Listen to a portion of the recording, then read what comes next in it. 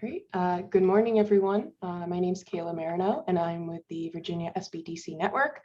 For those of you that are not familiar with our organization, the Virginia Small Business Development Center is part of a partnership program between the U.S. Small Business Administration, George Mason University, and local host institutions throughout Virginia. With 27 locations across the Commonwealth, we provide training and technical assistance to small businesses in their local communities. Our one-on-one consulting services are available at no charge. Today's webinar, Staying Above Board, Regulatory Compliance for the Craft Beverage Producer, is presented by the Virginia SBDC Network. And we are recording today's presentation, and it will be posted on our website, virginiasbdc.org. Due to the large number of participants, everyone's microphone is muted, but if you have questions during the presentation, you can type those into the Q&A box. And we've also enabled the live transcript function, which you can show or hide via your meeting controls. And now it is my pleasure to introduce our presenters for today's session, Chris Van Orden and Kevin Anderson. Great. Thank you so much, Kayla. Thank you.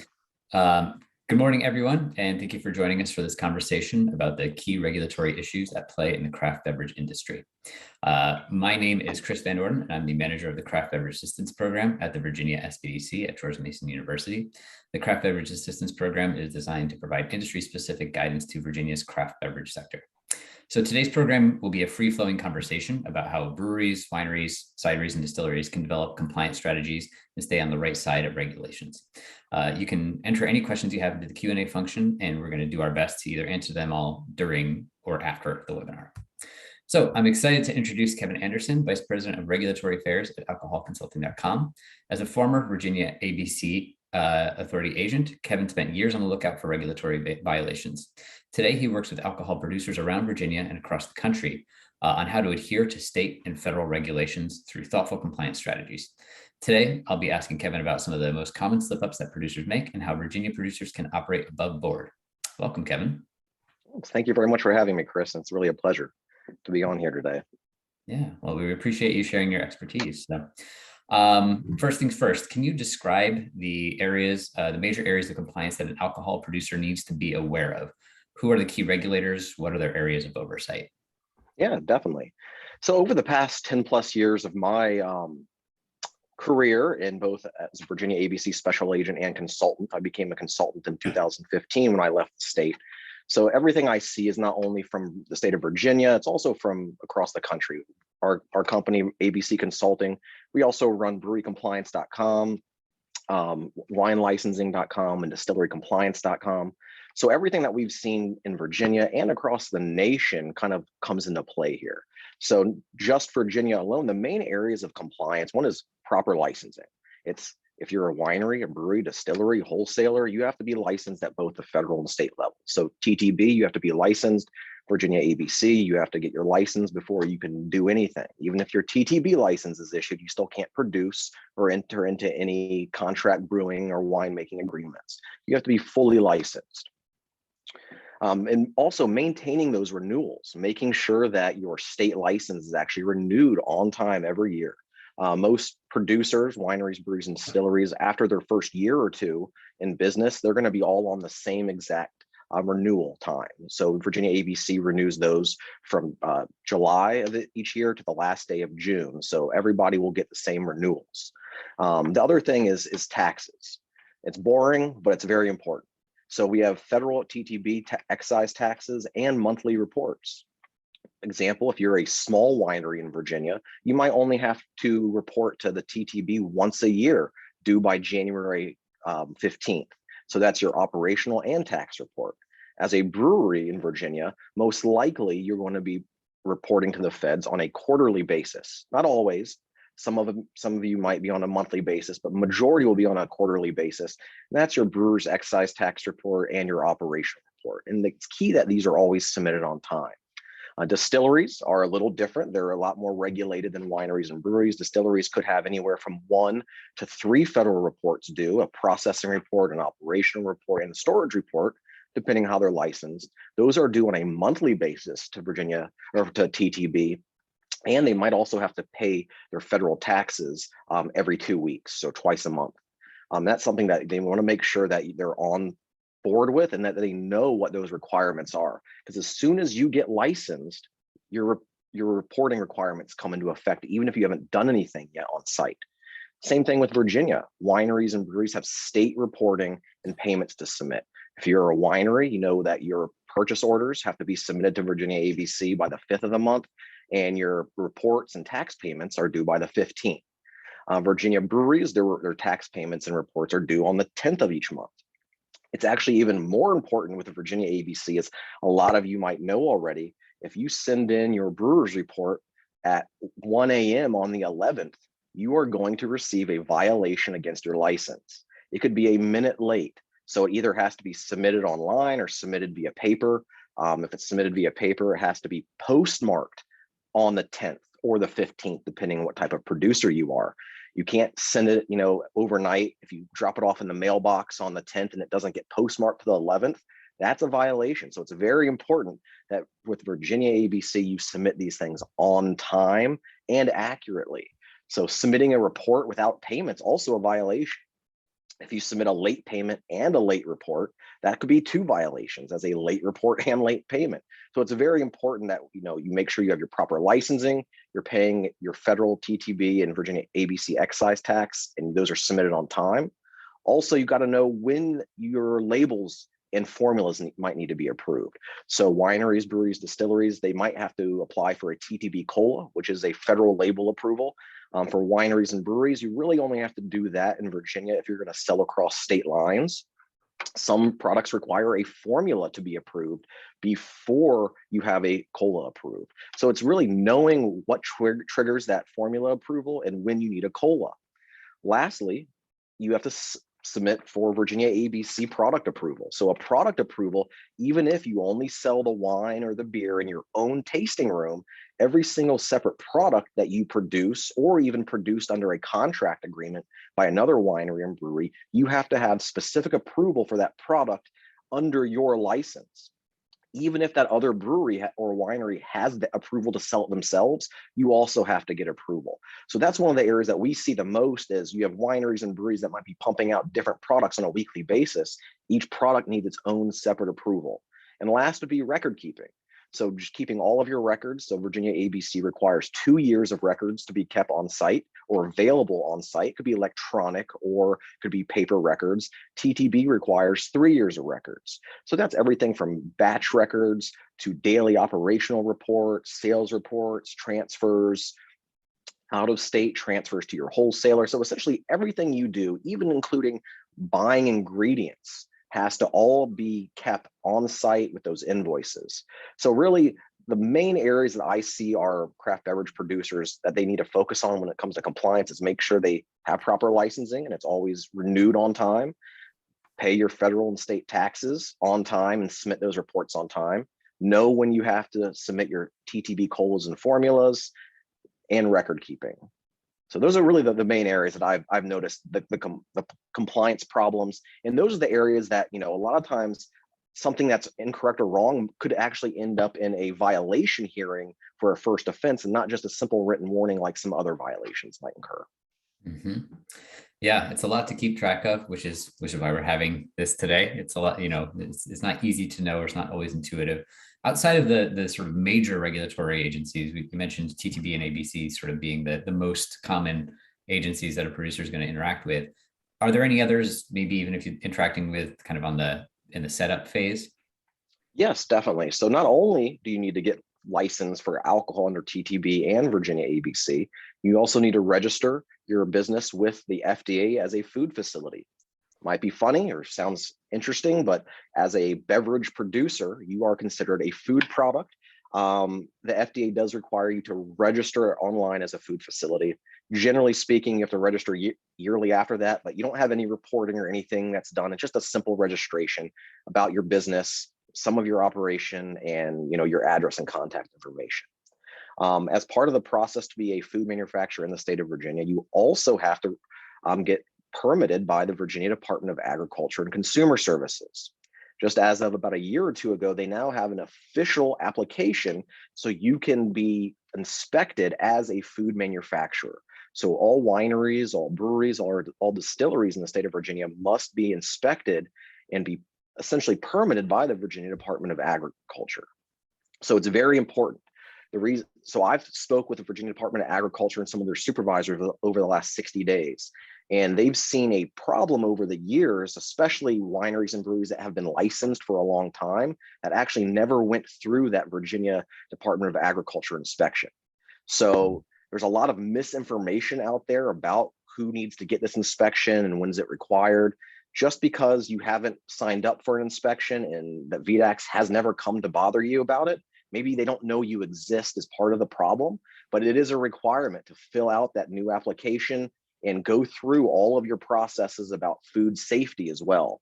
While VDAX does not require you to have a food safety manager on site like a restaurant would, they do require that someone does have the knowledge and can demonstrate the knowledge of food safety and things of that nature. So being a bartender or a manager of a restaurant or a brewery or winery in the past could all actually go with that application to show that you have some past knowledge of that.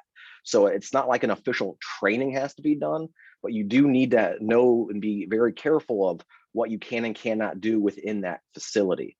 Lastly would be some of the smaller agencies. You have sales and use tax, which might be due. You have local business licensing.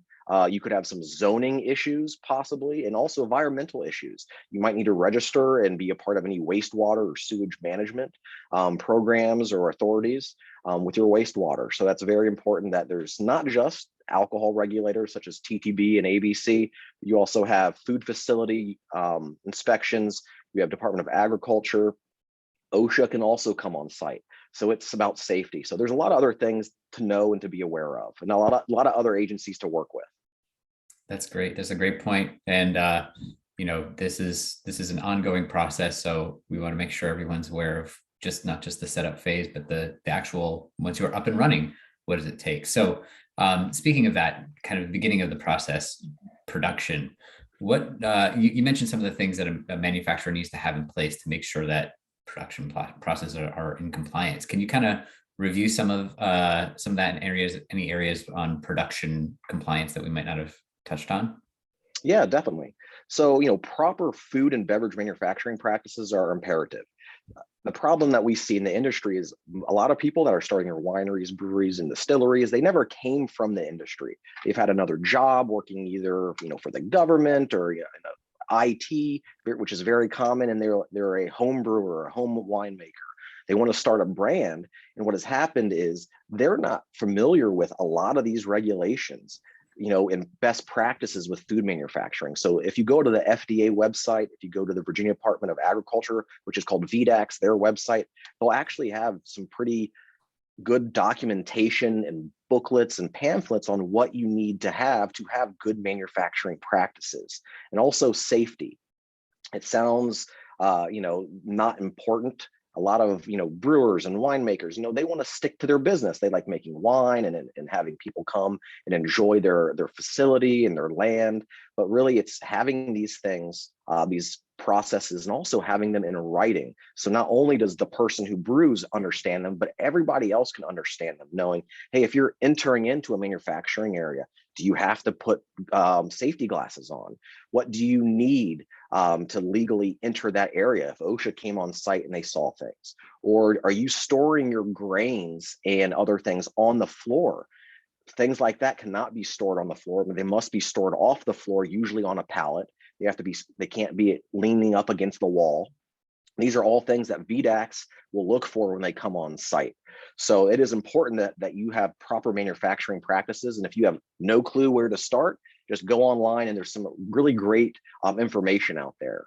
Also, another thing that I've never seen most people do is having a recall process. So if you guys are canning product, you're selling out of your tasting room in growlers, cans, other things like that. What happens if you have a batch of beer that went bad?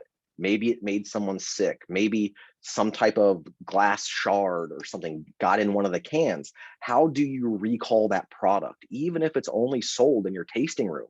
Because people are taking growlers and things to go. But it's even more important once you get into distribution.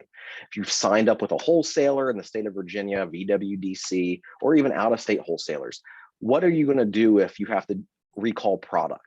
is your product, your cans, your bottles properly marked so the consumer actually knows the product they have is part of the recall?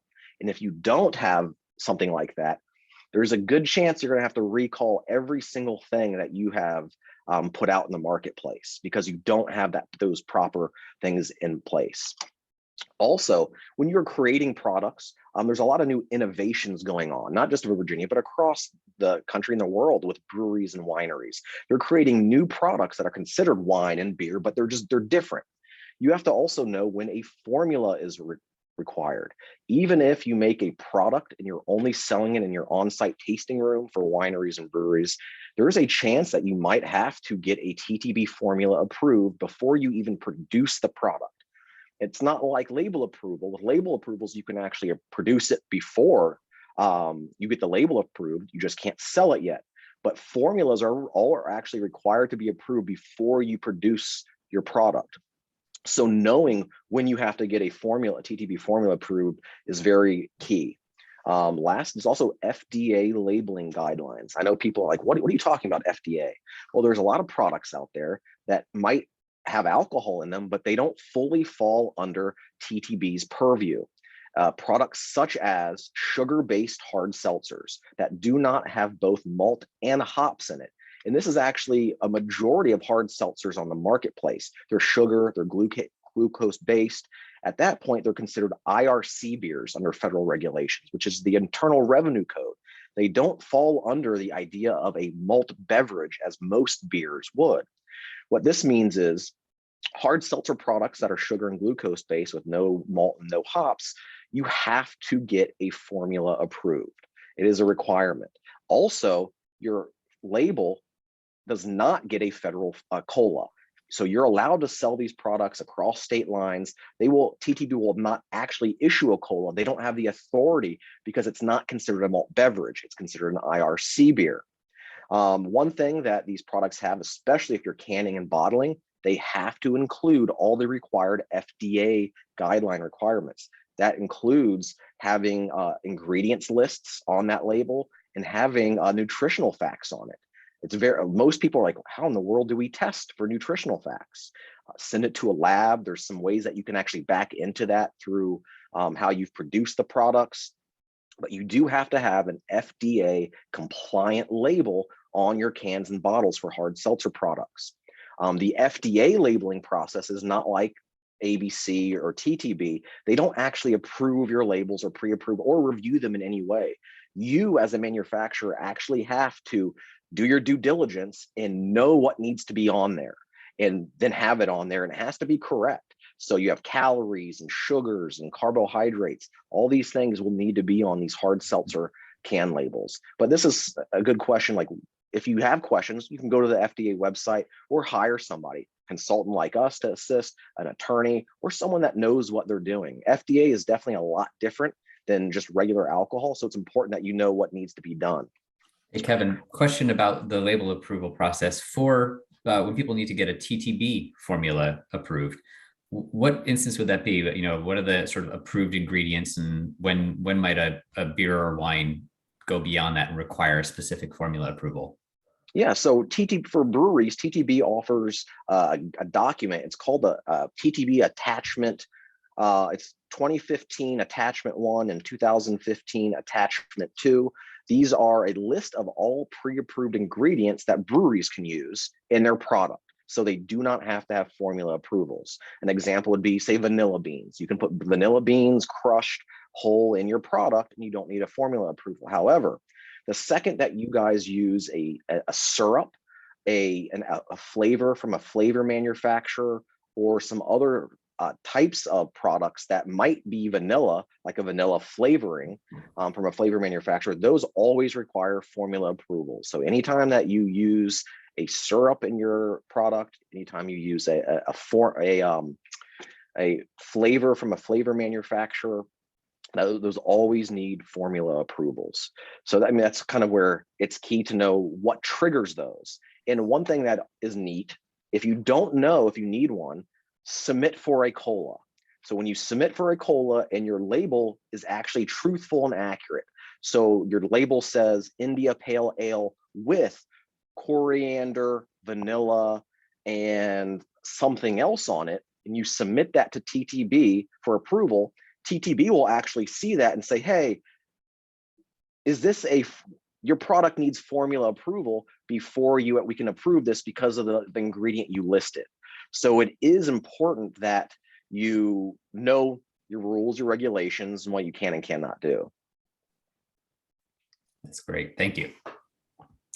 One other question came up about the sugar-based hard seltzers. If those are served in kegs in a tasting room, FDA requirements on the keg collar?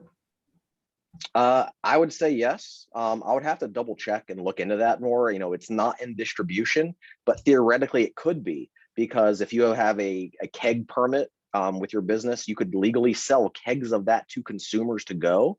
And so I would say yes, it should have that.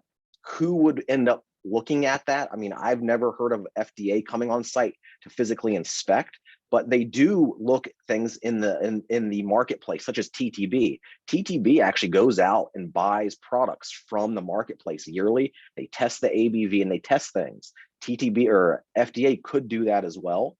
So just things to be aware of. That it's always good to have things tested so you know what the alcohol content truly is, and you don't back into those numbers of what your figures should be. Because if you have a hard seltzer product and you're saying it's 4.5% alcohol by volume, the feds allow for a 0.3% error of margin. So if your label says 4.5% and it's released and it's actually 4.8, you're still legally compliant. If it's 4.9%, it's now a violation. So I do recommend products get tested with a lab every so often, just to confirm that your label is truthful. We've seen some clients across the country actually face legal problems and lawsuits over their labels not conforming to what their actual product is. Yeah, that's big, and it's a lot of time and money spent over 0.1%. Yeah. And what's worse with labels and formulas is I always say, do not print your labels out before your cola is approved. We see that a lot where a label is finalized by a graphic designer and they want our company, or they submit them, and now there's changes that need to be made. Well, if you've printed them already, you're kind of SOL, you're going to have to reprint and rechange those. So I would make sure that your approvals are in place before you finalize your labels and print them, as the feds actually require. So yeah, that's a very good point. This can get very costly very quickly if you are ordering those big quantities of labels. Are there any other areas of production that you wanted to touch on, or should we start talking distribution? Yeah, just quickly. So make sure you have batch records. So every new batch that you create, you have to have a record of that batch, not only for TTB and ABC purposes. It could help down the road with recalls as well, because you're going to have a specific batch number that should be on your cans and labels in case you have to do a recall. So record keeping and batch records. And also one of the big problems that we've seen is inventory records and record keeping.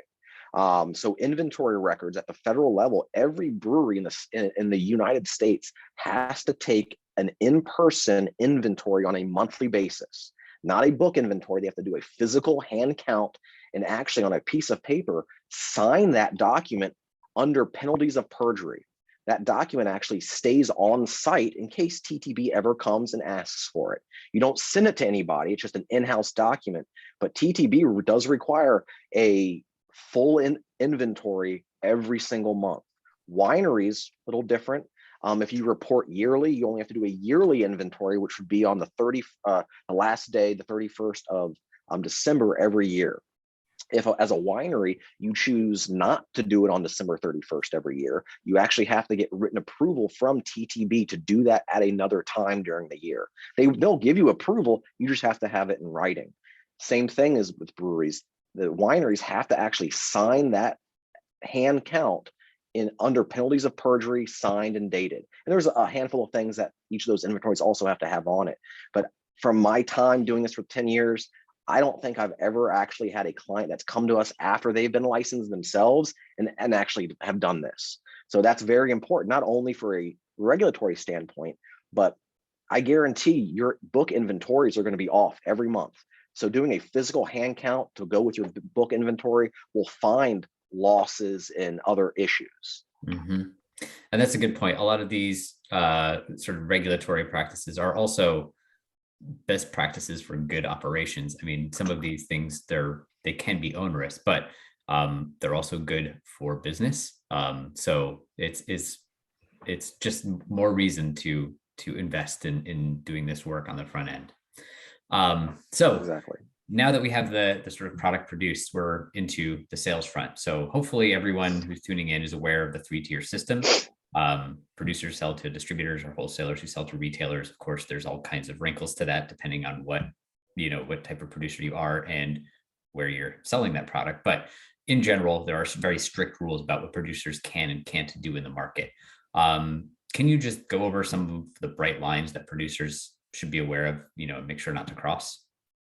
Yeah, definitely. I'll go through breweries first, wineries, and distilleries. So sadly, Virginia is a very controlled state when it comes to our 3-tier system, our tied house regulations and laws that really separates what manufacturers, wholesalers, and retailers, how they interact and what types of services they can give to one another. But in the state of Virginia, breweries cannot self-distribute to retailers. Other states, such as North Carolina, can. They're allowed to self-distribute, but we in Virginia cannot self-distribute. That means that the only way for your product to get into the hands of a retailer is through a Virginia ABC licensed wholesaler. So as a retailer, a brewery with a tasting room, you can sell to an in-state wholesaler. You can sell on and off premise consumption for your patrons in-house. You can sell to Virginia ABC banquet license holders. So if somebody holds a special event banquet license, if they hold a private banquet license, you can actually sell to those license holders as well, but not to retailers. So to get your product into Virginia retailers such as grocery stores, convenience stores, and restaurants, you must officially sign up with a Virginia licensed beer wholesaler. This requires your business, so your winery or brewery, to sign a franchise designation form. This form provides that your beer or wine wholesaler gives an exclusive territory to your wholesaler in the state of Virginia. So you can give that wholesaler the territory rights for the entire state if you want, or you could give them rights to a specific city or county, or even split counties up by like say 95. So east of 95, you can use one wholesaler, west of 95, you can use another. But you do have to give them specific rights, and those rights in that document have to be submitted to Virginia ABC to go in their system. So as soon as that wholesaler gets their rights approved and in the ABC system, that wholesaler can now sell your products directly to retailers. Another key is when you are in distribution, you do not, as the producer, so wineries and breweries do not pay the state excise tax. That excise tax actually gets passed on to the wholesaler. So once you do get into wholesale, make sure you're not being double taxed. You're not paying the tax, and then your wholesaler is charging you for it as well. So no self-distribution for breweries in Virginia. Wineries are very similar, but they do have some differences. So wineries cannot technically self-distribute to retailers in Virginia, but they do have some cool things that they can do, such as Virginia farm wineries can use what's called VWDC, or the Virginia Wine Distribution Company. This is a Virginia Wine Distribution Company, basically is a quasi-government entity that falls under the Virginia Department of Agriculture that was created to help farm wineries get their products out. In that case, you have a lot of wineries that say that they sign a document that they now can act as an agent on behalf of VWDC. VWDC would have a small room or cage or area within your winery where the product that goes to them will actually sit. Then you, as an employee of your winery, can actually deliver the product that the retailer orders online. So legally, the product's flowing through a licensed wholesaler, which is VWDC, but there's some neat things that you can do is you can actually act on behalf of the agent for them and do deliveries and sales and things of that nature. So that's one cool thing that wineries get. Wineries can also use a second wholesaler. So you're allowed to also sign with a commercial wine wholesaler in the state of Virginia who can also then distribute to retailers as well. So you kind of have some other outlets. Yes, absolutely. And you mentioned the farm winery, space there. I know that is important when people are thinking about their license types. There's distinctions about distribution and other aspects of business when it comes to the licenses that hold. So can you just talk a little bit about farm wineries, limited breweries, what they're able to do, and then we can talk about distilleries, since distilleries have a different game that they're playing when it comes to distribution. So for breweries in Virginia, you kind of have two types of licensing. You have a limited brewery license, which is really everyone calls it a farm brewery license. Then you have a regular brewery license, which you could then consider a commercial brewery license. So the limited or farm brewery license, you have to be on agriculturally zoned land, which is not always the full requirement, but you have to be on land zone agricultural. And you have to grow something on your land that you put into your product during the year. You don't have any percentages like farm wineries do. Theoretically, you could have one hops plant on your property that's growing, take one little hops nugget and put it in your beer during the year, and you are compliant with all the farm brewery or limited brewery regulations. So even though that you have to be on ag zone land, you're on a farm, legally, you don't have to have the big production like a farm winery does in Virginia. Commercial breweries, on the other hand, don't have to grow anything. You can buy your malt product from anywhere you want to. So regular brewery licenses don't really have a requirement on where they're located. It's really more of a county by county basis with zoning. Some zoning allows a brewery license to be in retail or commercial or industrial space. That would be on a jurisdictional basis. Mm-hmm. Farm wineries in Virginia, we'll talk about farm wineries, Class A, which most people are.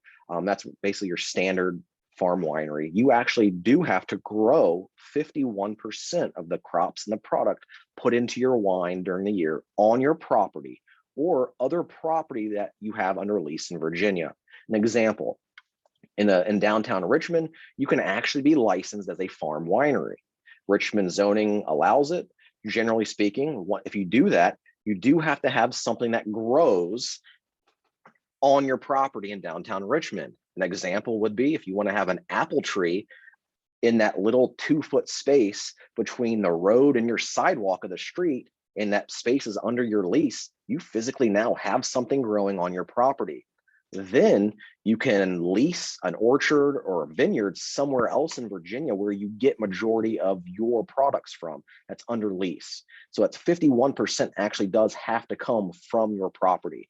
Then you can find some other products that come from out of state and from other wineries in Virginia. And like a custom crush example, generally a custom crush should be your grapes where you provide your product, your juice or your grapes to another winery to produce for you. Perfectly fine. That's considered your product because it is your grapes or your apples or your pears for cider. Mm-hmm. Then a commercial winery license has no requirements for production. So you can buy anything from anywhere. If you make mead, you can go to Costco and buy pails of honey. You can kind of do whatever you want almost with a regular commercial winery license in Virginia. The main differences between that farm winery license and that commercial winery license comes from your privileges. So a farm winery license can not only sell their product, but they can buy wine, cider, champagne, mead from a wholesaler and resell it on site like a restaurant can, which is very neat. Not many places that you could do that. So farm wineries get that special privilege. Commercial wineries do not. They can only as of 2 years ago, commercial wineries now can actually have a tasting room, but they can only sell their products that they produce or produced under a contract for them. So they don't get that extra privilege to buy from a wholesaler. So if you ever go to a strictly commercial winery, you're only really going to get that winery's product. Limited breweries, and regular breweries, limited breweries, you just have to grow something, and there's no requirements for commercial breweries. So you can get your product from anywhere. Both farm breweries and commercial breweries in Virginia both have the same privileges as selling in your tasting room, but it's only the product that you produce or produced under a contract brewing agreement. Okay, that is helpful. Somebody had a question about a winery that holds a wholesale license. Do they still have to sign a form with ABC? I mean, wineries generally, an owner or the entity that has the winery license, they don't qualify to be their own wholesaler. Generally speaking, you see this a lot in Virginia, where the husband might own the manufacturing company, the wife or a friend might own the wholesale company, and they're completely separate. They can't, the wife or the friend cannot work on behalf of the manufacturer and vice versa. That's kind of how that would work. Okay. And there's a question about commercial wineries. Are they, like farm wineries, eligible to have 5 remote licenses? No, they cannot. So the commercial winery licenses do not get remotes. That's another privilege that they don't have. But you do see a handful of wineries in Virginia that have both licenses. They will have both a commercial license and a farm license. That allows them to produce most of their wine under the commercial wine license. So they don't have to deal with that percentage. Then they still produce a little bit under their farm license, and now they can have a joint tasting room. They can have the full benefits of a farm winery, but not technically have to produce as much under their farm license, because they can produce it under their on-site commercial license, which the commercial and the farm license can share the same physical space. So even though that's going to be 2 separate Virginia licenses, you only need 1 federal license for that. Oh, very interesting. There's so many forms that this can take. Well, maybe less wiggle room, but can you talk a little bit about sort of the distribution situation for distilleries? Yes. So distilleries in Virginia, once you are licensed federally as a DSP or distillery and Virginia ABC as a distillery, that gives you the privilege. One is you can sell to Virginia ABC in Richmond. So if you're a Virginia licensed distillery, you have the ability to sell to ABC. So ABC can put that product in stores or in special order catalogs. This is also a 6 to 9 month process. You have to go through a sales presentation, a lot of other things before ABC will accept your product into their stores. Also, with a distillery license, you can sell out of state and out of country. That is essentially what the distillery license allows. To go further, once you're licensed as a federal and state distillery, you can then enter into a distillery store agreement with the Virginia ABC. Essentially, this would set up your distillery to be your own Virginia ABC store, and you would technically be called a distillery store, and you're going to be working as an agent of the state when you sell. So that means that once you get approved for that, you can sell tastings in your tasting room. You can provide them for free or for sale. You can sell bottles to patrons to go. That also allows you then to sell to restaurants. You have the little sticker gun that you can put the proper sticker on each bottle, and you can actually sell directly to Virginia ABC licensed restaurants. And that is because legally you are an ABC store. Virginia ABC licensed restaurants must buy their liquor from ABC stores. ABC is the exclusive wholesaler and supplier for all liquor in Virginia. So that's why that these distilleries have to enter into a distillery store agreement that makes them legal to sell bottles of liquor. So that's really the only way that they can get into restaurants. Is the restaurant can go to their local ABC store if your product's in stores. If you're in special order catalog, your local restaurants can go to their ABC store. They can order from that special order catalog, and it usually shows up in about 2 weeks. And that was probably 2 years ago. Who knows when it's going to show up now with everything that's going on with the problems of distribution. But then you can also sell in-house. So you can have a sales team that goes out once you are licensed as a distillery store and go to restaurants and sell directly to retailers. So that is something neat that distillery store has that other retailer or other manufacturers such as wineries and breweries, they don't get that privilege in Virginia. Yeah, it looks very, very different for depending on what you produce. So now outside of the distribution, on-site sales. So we're talking about consumption on site. What type of compliance protocols should producers have in place to make sure that their tasting room stays on the right side of regulations and that they're handling alcohol service properly? Yeah, first of all, they need to make sure that everything is compliant. So your ABC license is posted on the wall in the view of the public, so that it can't be in a bathroom, it can't be in the office. You have to have an ABC managers list on your wall. It's just a list that you guys can create, and everyone on that list, you can put an ABC manager. They just have to be over 21. And while you're open to the public, someone on your ABC managers list has to be on site. If your agent happens to show up while you're open, they ask for somebody on your list, there's no one there, that's technically a violation. So it's knowing what you can and cannot do, but also having your staff trained. So Virginia does not require alcohol training like many other states do. I know Washington, D.C., Maryland, most states actually require either all employees or the manager on duty to take an approved training.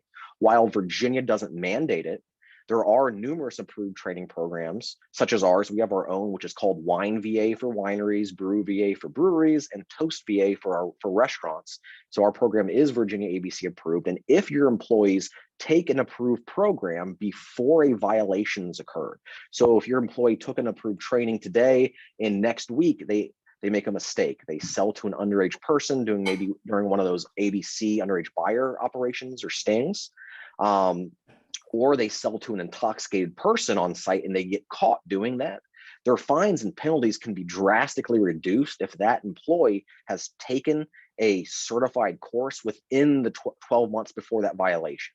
So taking an approved course in Virginia, it's important, it's not required. You do reap benefits. So it's good for 12 months. Sometimes your commercial insurance companies might require you to take a course. So they might ask for your certificates for all your employees, or if you do, they could give you discounts. So it's not required by law. It's just good to have. Not only can you reap the benefits, but now your employees actually have a better in-depth understanding of the rules and regulations, which what we like for our winery and brewery clients, we give them our Brew VA and Toast VA and Wine VA training, because not only do we talk about the main ideas of not selling to underage, going through fake IDs, but we actually go more in depth into your tasting room, because your tasting room regulations are different than what a restaurant can do. Wineries and breweries can give away free samples of wine and beer, but restaurants cannot. So there's tons of things that are different from restaurants in your winery and brewery tasting room. So, by taking that to knowing the rules and regulations and sales of service, every year, ABC regulations change. So it's keeping up to date. We change our programs every year to reflect the most up-to-date guidance documents and regulations that ABC offers. ABC and for your tasting room, the main areas of concern are for underage drinking and for intoxicated individuals. So not only is it people with fake IDs, you're also looking for someone that might be over 21 that's with a group of people under 21. So they have one person going up to the bar or to the cellar, they buy a bunch of product and they bring it back to their friends that might be underage. So having people walk around the business, just monitoring what's going on, making sure alcohol does not leave your licensed area. No alcohol is allowed in the parking lot. As all of you probably know, you have issues with tour buses and people stumbling off these buses with drinks in their hand. Sometimes, even though you have a policy that says no tour buses, you can't stop it sometimes. So knowing when they're there, having an employee run out there when they show up, have a trash can there and say, hey, you can't bring your alcohol off. And also monitor, if these people are intoxicated, you cannot have an intoxicated person on your licensed premise in Virginia. So in Virginia, you can't be drunk at a bar. So same thing with your winery or brewery, whether that's outside or inside. If they're on their licensed premise and they're intoxicated, they can't be there. Also knowing the proper ages for your employees. If you are a brewery in Virginia and you're not licensed any other way, so you don't have a winery, you don't have a restaurant on site, your bartenders at a brewery can actually be 18 years or older. Even though it's legal, I always suggest 21 and over. It is very hard for an 18-year-old, 19-year-old, or 20-year-old who legally cannot consume alcohol, one, is to explain the taste of the beer. So when somebody's coming up to your tasting room, they say, hey, what do you recommend? How does an 18-year-old recommend a beer that they can't try? Kind of difficult. The other thing is, if you have somebody that's older and someone's intoxicated, it's difficult for someone who's in high school or early college to stand up for themselves if someone is intoxicated, and for them to say no, to cut them off, they don't have the life experience usually to be able to know what they can and cannot do. So it might be legal, but just be careful about hiring someone that's under 21 for your brewery when they're in the position of being a bartender. Wineries has to be 21 and over. So anything, if you have a wine license, whether you're a wine and beer restaurant, that always has to be 21 and over. So if you're combined, that's the new thing is, wineries, breweries, and distilleries all on the same property. That's where it's 21 and over. Even though you might have a beer license, if you sell wine, you have to be 21 and over.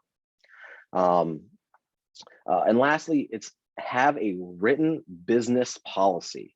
Sadly, I rarely see this. If you live up in the Northern Virginia area or see a lot of things, Arlington County has a great initiative that they have with their local restaurants, which gets them alcohol certified, which gets them CPR certified, which also helps them write security plans and written policies for their employees. So when you onboard a new employee, we highly recommend making sure that they have been taken an ABC certified course before they serve or sell their first drink. Most of these courses can be taken online in just an hour or two. It's not a big deal. It can just save your butt as the owner or proprietor of the location, and have a written policy for things. So have a written policy on, we ID anyone that looks under 40. It's just a policy. It's not the law, but if that's your policy and you have employees that stray from that policy, you can reprimand them. They've signed it. They know what the things that they're supposed to do are. If you have an issue, then it's really important that everyone knows in writing what your expectations of your employees are. Handbook for retail staff, a handbook for production staff. They sign up with this information, that you have it in writing. If you get violated, take that to the ABC hearing. Say, look, we provided training and guidance to this employee, and we do it on an ongoing basis. You have your training records, you have everything they've signed. ABCs possibly could give you a discount or benefit of the doubt by lowering your penalties, knowing that as a business, you did everything you could, but you just happen to have an employee that strayed from those. And you can't really go to an ABC hearing or court if you don't have these things in writing. Then it's just hearsay and you're just speaking. You need something that shows that they've actually done this. Not required, but a very good idea. Yeah, absolutely. A lot of these issues that you're covering are, not necessarily an absolute must, but it can really, really help if things do go awry. There was a question that came up from one of our guests here. Many wineries give free glasses of wine instead of tasting. Can you address the legality of that? Yeah, so the idea of a tasting can be very gray area of what you consider a tasting. Wineries and breweries cannot give free drinks away, but they can give free tastings. Kind of a tasting is what you say it is, but when you provide tasting, so if you provide a whole, a 5-ounce glass to somebody as a tasting, make sure that your POS system is set up properly to capture that as a tasting and not a sale and not as a free giveaway. You really need something in writing. So if ABC or some other regulatory body comes on site and says, oh, we hear you're giving away free drinks. No, it's our policy here. It's written, it's in our POS system. This is a free tasting as the law would allow us to do. So really it's writing things down. It's the most important. It's keeping records. It's if your ABC agent gives you written permission to do something, get it in writing. So that's always kind of the most important stuff. But you can give away free alcohol, but it has to be a tasting. So it's specific advertising. Don't advertise that you're giving away a free glass or a free drink. Just say, hey, we offer free tastings. For tastings, you can, back in the day, wineries used to actually give free tastings, and now they're doing paid tastings. So, I mean, I don't blame them. I would do the same thing, but free tastings are allowed. Okay, great. Yeah, so some of it is just about how you frame it and then having the records behind that. So another question that came up with regards to the handbooks that you mentioned. So having these kind of robust policy handbooks, are there any samples of that? I would say one area to look for potential samples of a kind of a employee handbook or policy handbook would be your trade associations. It may not cover everything that would be relevant in a specific market, but if you are a member of a national trade association, they may have a template to get you started. Are there any other places that you would recommend that companies look, Kevin? Yeah, actually, a lot of people hire us, all of our clients. If they want, we provide it. The biggest problem that I find is we can provide them to you, but we can't force you to use them and to have your client, your employees actually sign them. I think that's just good practice for any business. You're hiring employees, having a handbook, not just for HR purposes, but for your overall operation. So your handbook could be one massive book. You could have separate ones, a tasting room handbook for employees in your tasting room, a handbook for your production staff. You can actually look online as well. So not just trade associations, but there are many ones that are online that people have posted theirs. You can take ideas from. So you can kind of see what other businesses have done with theirs. So there's a lot of free stuff online as well. Great, thank you. So clearly there are lots of issues to keep track of here. Compliance isn't just something that happens, right? So what kind of compliance plans should a producer have in place to keep on the right side of regulations? Again, we're kind of touching on all of the key issues, but let's talk about the sort of strategy for implementation here. Yes. So, written documents, they need to keep written documentation of everything that they have. Compliance from tasting room all the way to production. Everything needs to be written down. The issue that I've seen nationally is we have lots of clients that come to our company from across, not just the national, but from the world, and they're saying, hey, we've been a distillery for a couple of years. Our head of compliance or the person that we've hired has left. They have just up and they've quit, and we have no clue what we need to do. We don't know what reports we have to submit. We don't know what labels we need to do. What are our ongoing requirements? And this has been one of the biggest problems and it could be an owner leaves the business that's been doing all of this. And now the business is scratching their head saying, what are our ongoing requirements? Have written processes for your compliance plan. So having an internal written plan, if our employee leaves, we can hand this plan, this booklet, to another employee. They know exactly how they do their monthly reports for Virginia ABC, how they do their TTB reports, how we get a label approved with ABC, how we get labels approved at the federal level. Maybe you've also hired a consultant such as us, or you have someone on retainer. Make sure that employee maybe also knows how to contact that person. So when they have questions or problems. So it's having these things written is so important, and rarely anybody has it. It's just the brewer telling everybody else, hey, this is how we do it. But what happens if your only brewer up and quits and no one else there knows how to run the equipment? Maybe because that brewer helped install and set up everything. Maybe you need to also have those written documents from your brewer. How do we use our equipment? Because when that brewer leaves, I've seen this in Virginia happen, where it's like, we don't know what we're doing anymore. So now they have to go to contract brewing for a while until they can figure out how to use their own equipment. So policies, procedures, have everything written down. The preservation of institutional knowledge, it's tough no matter what area you're in, whether it's production, sales strategy, especially if it lives in someone's head, there's always a chance that that's going to evaporate when that person leaves. Definitely not an area you want to leave up to chance when it comes to regulations. If somebody's job was to file those quarterly reports and they leave and nobody knows they need to be filed, that can be a very expensive loss right there. So we're getting close to the end.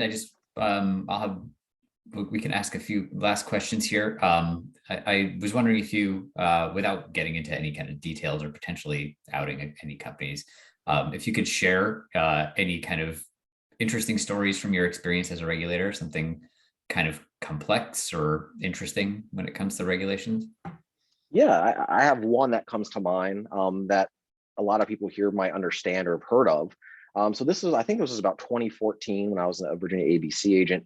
We were working an investigation where a retailer in conjunction with a wholesaler were doing some activities that were not fully legal. And the big thing is Virginia wholesalers, they have a law that's called, we're a come to rest state.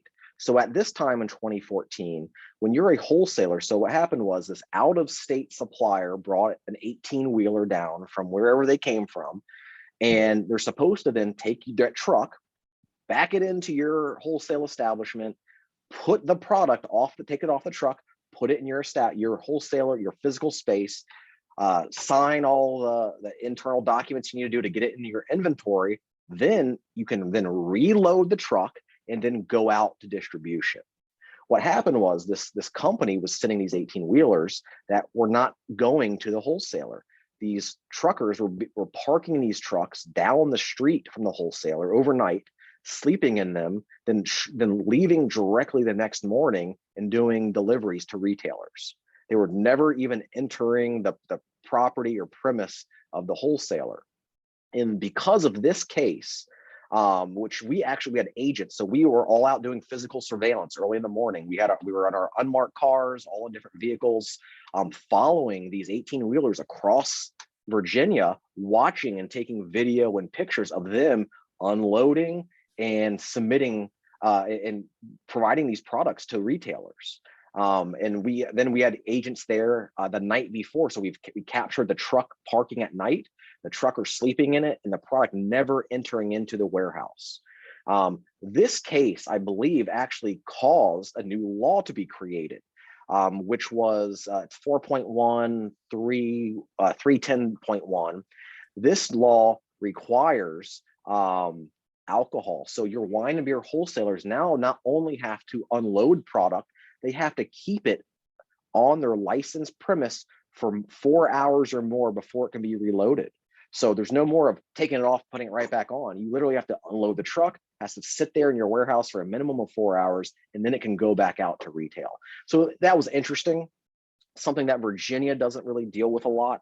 And I believe that case all came in through some tips. That's how Virginia ABC gets a lot of their information. It's anonymous and other tips from people. Wow. Yeah.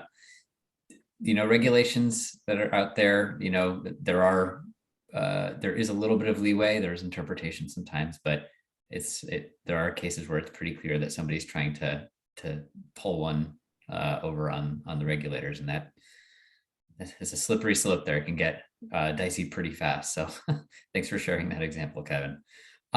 So to wrap things up, it'd be great to hear any key takeaways you think all producers should take to heart. Yes, so these come from my personal experience, not only as a regulator, but now as an industry consultant. I'm on your team now. I'm kind of like the former cop that's now works for an attorney helping people get off things, in a sense. The main thing I've seen, not just in Virginia, but across the country, is when you ask your regulator a question, never take no for an answer. It could be Virginia ABC, it could be the health department, it could be VDAX, it could be even zoning or fire marshal. Don't, just because they say you have to do something or that you ask them a question, they say no, always ask them where it says that I'm required to do this. And it also could be VDOT. There's so many times where we see a regulated agency or an inspector say you need to do this. And you ask them, okay, but where does it say I have to do that? And you never hear from them again because it actually doesn't say that. So just don't take no for an answer. You can be nice about it, but try to ask, where does it say in the code or the regulations or the guidance documents that this is required? And we'll be happy to do it. We just don't want to do things that aren't required, which we see all the time from every agency, VDOT included. Oh, you need a larger entrance, which a larger entrance could cause you $250,000 just to make. And where does it say I actually have to do that? Where have you counted the number of cars that have come into our facility? So these are all things that, you're not trying to be difficult, but you want to be able to have the privileges that you are allowed. So it's always ask questions. Don't take no for an answer. Get them in writing. Get everything in writing. Your agent could tell you can do something. You're like, okay, that's cool. I never thought we could do that. But now that agent leaves ABC or whatever other regulation body they're with. And now the new inspector that you have comes on, they say you can't do it. But if you have it in writing, it's very important, because then they'll say, okay, well, we'll let this slide, but just letting you know, you can't do that anymore, and here's why. So it's getting everything in writing and keeping it and saving it in a safe place so you can bring it back one day if it's needed. So those are kind of my main takeaways. Not only is, licensing and record keeping and labels and things like that. It's don't take no for an answer, get everything in writing and just ask questions, ask why, and see if you can get it in writing. Absolutely. Awesome. Thank you, Kevin. That's really helpful. We really appreciate you sharing your expertise. I have 2 questions that I want to have answered, and then we're going to call it an hour. We are right at the top of the hour here. So for wineries that have that wholesale cage working with the VWDC, what do they need to do for that space where they're holding that product that's going to be going out into distribution, that little cage area? Yeah, so to start with VWDC, they have to apply to them, and VWDC then they have to apply themselves for their own wholesaler's license on your premise. So they apply for their own wholesaler's permit and license. You as the winery don't have to do anything. The one thing you as a winery do have to do is update your TTB permit. So when you have a diagram that you had to submit when you got licensed with TTB, you now have to reflect that new VWDC approved area, and they're going to want to know that how it's segregated, so it's locked in a cage or locked in a closet of something similar, where that is VWDC's specific area. So you just have to make sure that's updated with TTB as an amendment. Very simple, just a new diagram, possibly write a new description of the premise, and that's it. Submit it, should be approved within probably 2 weeks usually. That's kind of all you have to do. If you want to move that area to another space, you're going to need to update both Virginia ABC, TTB, and VDAX, because then everyone's going to have to file amendments if you change the space.